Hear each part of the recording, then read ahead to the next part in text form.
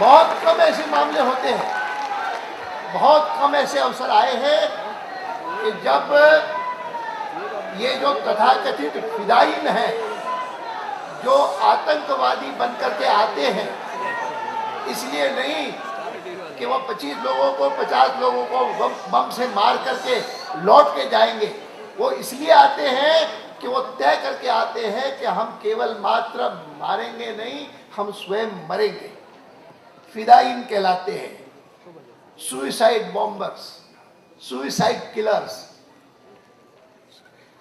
जब से लेकर के यह सुइसाइड किलिंग की एक चुनौती आई है, तब से लेकर के हर एक सोचता है।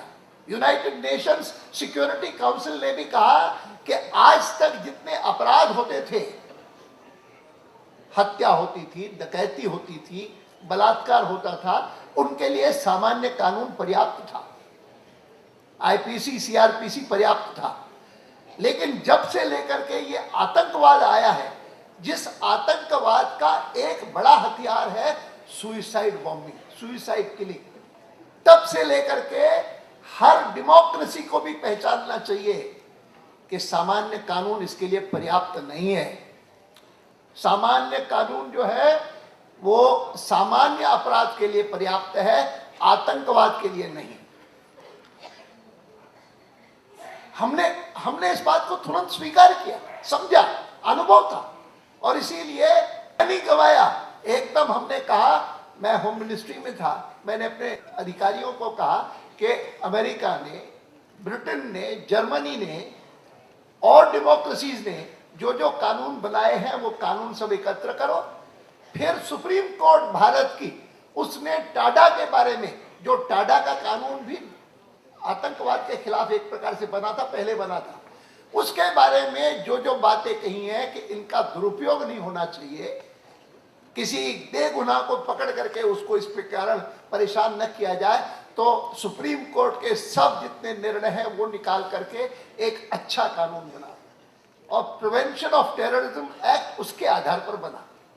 लोकसभा में पास हो गया, राज्यसभा में बहुमत था कांग्रेस पार्टी को, उन्होंने कहा नहीं पास करेंगे, नहीं पास किया, डिफीट किया। और भारत के संविधान में एक प्रावधान है कि जब कोई कानून लोकसभा से पास हो जाए, राज्यसभा में पारित न हो, तो सरकार जॉइंट सेशन बुला सकती है, और जॉइंट सेशन बुला करके लोकसभा और राज्यसभा के सदस्यों को मिला करके उनके सामने फिर से ये रखती है। एक आध बारी कभी इस प्रावधान का प्रयोग हुआ होगा। हमारे समय में हमने इस प्रावधान का प्रयोग किया इस कानून को पारित करने के लिए, और जॉइंट सेशन बुला करके पारित किया। जॉइंट सेशन बुला करके पारित किया।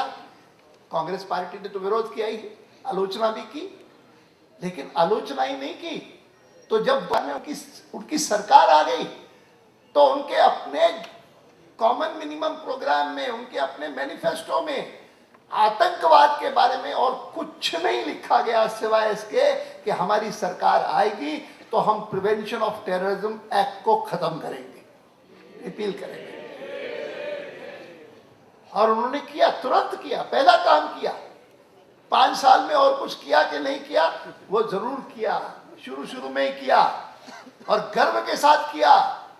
गर्व के साथ प्रधानमंत्री ने 2005 में चेन्नई में गए थे कि देखिए हमने जो वचन दिया था जनता को वो पूरा किया, हमने कोटा खत्म किया।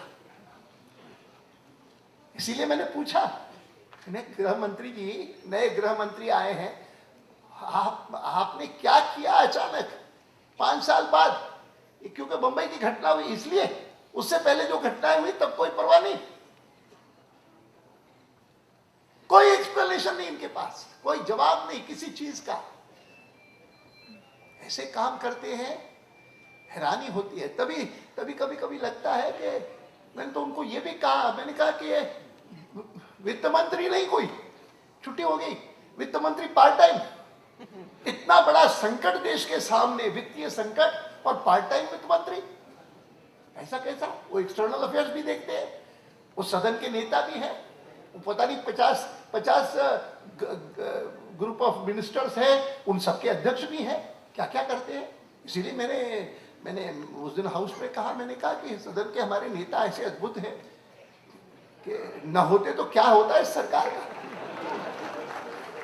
मैंने कहा मेरे से मैं 1970 में आया था संसद में, वो मेरे से 1 साल सीनियर है, 1 साल पहले आए थे, और 69 में आए थे, और मेरे 1 साल बाद सोमनाथ जी आए थे। हम 3 इस सदन के वरिष्ठ हैं सदस्य, और ये तीनों वरिष्ठ सदस्य जरा सोचें कि कहाँ पहुंच गई है ये सरकार, कहाँ देश को पहुंचा दिया और संसद को कहाँ पहुंचा दिया। खरीद फरोख्त होती है बेशर्मी से। मैं इन बातों का जिक्र केवल इसलिए कर रहा हूं कि मैं चाहता हूं कि हर चुनाव वह केवल जीत हार का विषय न बन करके जनता को राजनीतिक प्रशिक्षित करने का अवसर बने।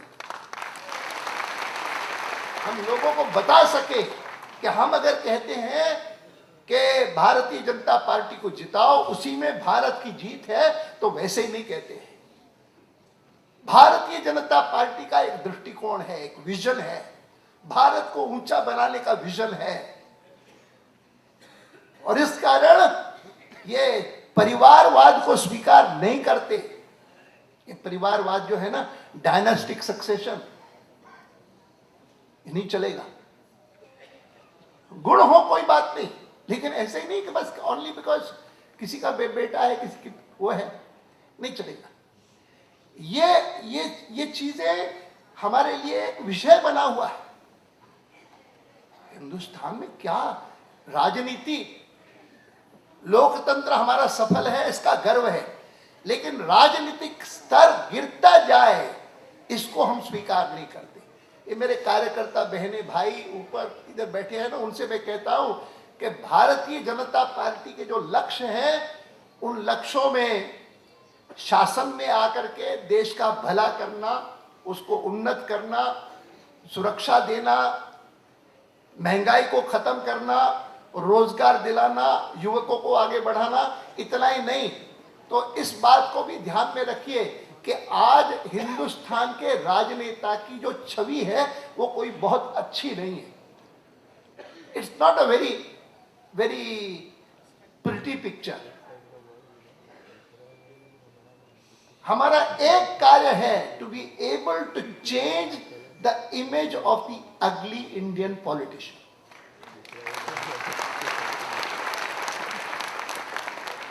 इंडियन पॉलिटिशियन की जो छवि है वास्तविकता नहीं है। मैं मानता हूं कि हिंदुस्तान में 1947 के बाद धीरे धीरे करे मूल्यों में गिरावट आई है, तो मूल्यों की गिरावट समाज के हर वर्ग को प्रभावित करती है, शिक्षा को भी करती है, मेडिसिन को भी करती है। अध्यापक भी जो है वो कोई बड़े आदर्शवादी नहीं है, राजनेता को तो करती है, और राजनेता लोकतंत्र में पूरी देर दिखाई देता है। इसीलिए उसकी जो छवि है वो सबको साफ खटकती है। उसको चेंज करना है, बदलना है, ये हमको करना है।